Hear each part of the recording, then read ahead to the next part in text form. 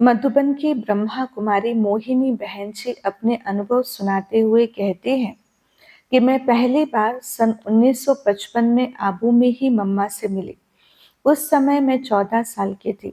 जब मैंने मम्मा बाबा को देखा तो वे मुझे लाइट के कार्ब में दिखाई पड़े। उनकी मीठी दृष्टि मेरे ऊपर पड़ते ही मैं सोच में पड़ गई कि मैं कहाँ आ गई हूँ, किन फरिश्तों की दुनिया में आ गई हूँ, जो इस दुनिया से बहुत प्यारी भी है और न्यारी भी है। उस समय मुझे इस ज्ञान की इतनी समझ नहीं थी, परंतु इतना तो जरूर निश्चय था कि ब्रह्मा बाबा के तन में शिव पिता का अवतरण हुआ है। वह यह ईश्वरीय ज्ञान दे रहे हैं। बाबा ने मुझे देखकर मम्मा से कहा, मम्मा इस बच्ची को 7 दिन का कोर्स कराओ। मुझे भी बाबा ने कहा, तुम मम्मा से 7 दिन ज्ञान सुनो। बाबा का छोटे बच्चों से विशेष स्नेह था और ज्ञान की पालना देने में विशेष ध्यान था। बाबा कहते थे, ये छोटे छोटे बच्चे बैठकर किसी को ज्ञान सुनाएंगे तो सुनने वाले बहुत प्रभावित होंगे और सोचेंगे कि हम भी इन जैसे बने अथवा हमारे बच्चे भी इन जैसे बने। मम्मा ने हमें 3 दिन में इस ईश्वरीय ज्ञान का साप्ताहिक कोर्स कराया। रोज शाम को बाबा उस पढ़ाई का पेपर लेते थे। बाबा प्रश्न पूछते थे और मेरे उत्तर सुनकर बाबा बहुत खुश होते थे। इस प्रकार ज्ञान ज्ञानेश्वरी सरस्वती माँ ने मुझे ज्ञान सिखाया, योग का अभ्यास कराया। मम्मा की विशेषता थी पालना की शक्ति। मम्मा ने मुझे इतना प्यार दिया जितना कि शायद लौकिक माँ ने भी न दिया हो।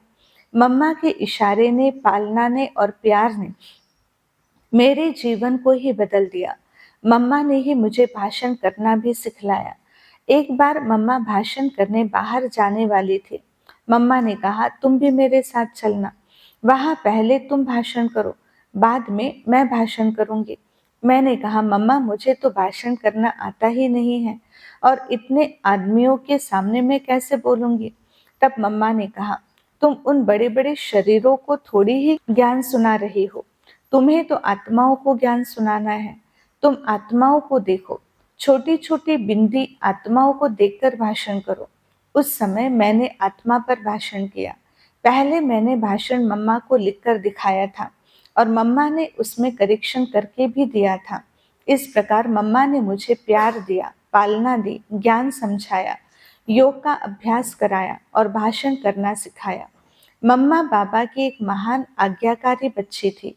इसका एक उदाहरण आपको सुनाती हूँ। एक बार की बात है, आबू में एक पार्टी आई थी बाबा मम्मा से मिलने। उनको उसी दिन जाना था। वे लोग जब मम्मा बाबा से विदाई लेने गए तो बाबा ने मम्मा से कहा, मम्मा बच्चे जा रहे हैं, इनके लिए साबूदाने का हलवा बनाओ। मम्मा ने कहा, जी बाबा। मैं तो मम्मा की बात सुनकर हक्की बक्की रह गई। वे लोग तो अभी जा रहे थे। साबूदाने का हलवा बनने में तो बहुत समय लगता है, इतनी जल्दी हलवा कैसे बनेगा। तब मम्मा मुस्कुराई और कहा, बाबा ने कहा है तो बन ही जाएगा। मम्मा हलवा बनाने बैठ गई। पार्टी वाले तो निकल गए। मैंने जाकर मम्मा को कहा, मम्मा वो चले गए। मम्मा ने कहा, ठीक है। वे बनाती ही रही। फिर मैंने बाहर जाकर देखा, वे तो गेट से बाहर निकल गए थे। मैंने फिर जाकर मम्मा से कहा, मम्मा वे उधर तक चले गए। मम्मा ने कहा, ठीक है। मम्मा बनाती गई। वे चले गए बस स्टैंड। फिर बाबा आए। पूछा, मम्मा हलवा बन गया? मम्मा ने कहा, हाँ बाबा बन रहा है। आखिर हलवा बन गया। बाबा ने हलवे को एक डिब्बे में भरा और एक भाई को कहा, यह डब्बा बस स्टैंड जाकर उन बच्चों को देकर आओ। उस समय कोई गाड़ी तो थी ही नहीं यज्ञ में। वह भाई दौड़कर बस स्टैंड पर पहुंचा। बस निकल रही थी। उस भाई ने हाथों से इशारा किया तो बस रुक गई। बस से पार्टी का एक भाई बाहर आया। बाबा का भेजा हुआ हलवा पाकर के वे सब गदगद हो उठे कि बाबा मम्मा ने हमारे लिए हलवा बनाकर भेजा है। उन्होंने आबू रोड पहुंचते ही बाबा के लिए प्यार और धन्यवाद भरा पत्र लिखा और खुशी में मगन होकर बाबा की याद में हलवा खाया। इस प्रकार मम्मा बाबा ने बच्चों को सुख संतोष में रखना ही अपना कर्तव्य समझा। मम्मा के नयन, मम्मा की सूरत इतनी रूहानी होती थी कि जो भी उनको एक बार देखता वह जीवन भर नहीं भूलता था। जिन्होंने भी मम्मा का प्यार और पाल ना पाई, वे इस ज्ञान में अचल और अडोल होकर चले और चल रहे हैं। मम्मा का व्यक्तित्व बहुत प्रभावशाली और शक्तिशाली था। मम्मा के सामने कोई भी बाहर का व्यक्ति हो या यज्ञवत्स हो, झूठ नहीं बोल सकता था। उसकी हिम्मत ही नहीं होती थी। उनके सामने आते ही वह उनकी रूहानी दृष्टि से प्रभावित होकर अपने को बच्चा महसूस करता था। उनको अपनी माँ अथवा देवी शक्ति अनुभव करता था। बात जैसी होती थी वैसे ही कह देता था। मम्मा हमारी छोटी छोटी भूलों को भी देखना नहीं चाहती थी। वह चाहती थी कि हर बच्चा भूलों से मुक्त हो जाए। मम्मा यह भी हम बच्चों को सिखाती थी कि हमारे कारण अन्य किसी की दिनचर्या में तकलीफ न हो अथवा उनके कार्य में बाधा न पड़े। इस विषय में मुझे एक घटना याद आती है। मैं मधुबन में पहले पहले मुरली लिखने की सेवा करती थी। मेरा लक्ष्य यही होता था कि सुबह नाश्ते के बाद लिखना शुरू किया तो उसको पूरा करके ही भोजन करना है, अर्थात दोपहर भोजन तक मुरली लिखना पूरा करना है। कई बार क्या होता था कि कोई कोई मुरली बड़ी होती थी तो पूरी करने में देर हो जाती थी। सब भोजन करके चले जाते थे और मैं अकेली रह जाती थी। मेरे कारण ही भोजन खिलाने वाली माता इंतजार करते बैठा करती थी। मम्मा ने इसको पहली बार देखा तो कुछ नहीं कहा। फिर दोबारा भी ऐसा हुआ तो मम्मा ने मुझे बुलाकर कहा, देखो मोहिनी, तुम्हारे कारण उस माता को देर तक बैठना पड़ता है। तुम देरी करती हो तो उसको भी भोजन देरी से करना पड़ता है और आगे के उसके काम जैसे बर्तन आदि यथास्थान पर पहुंचाना और व्यक्तिगत कार्य करना ऊपर नीचे होता है। इसलिए तुम समय पर खाना खाया करो। मैंने कहा, जी मम्मा।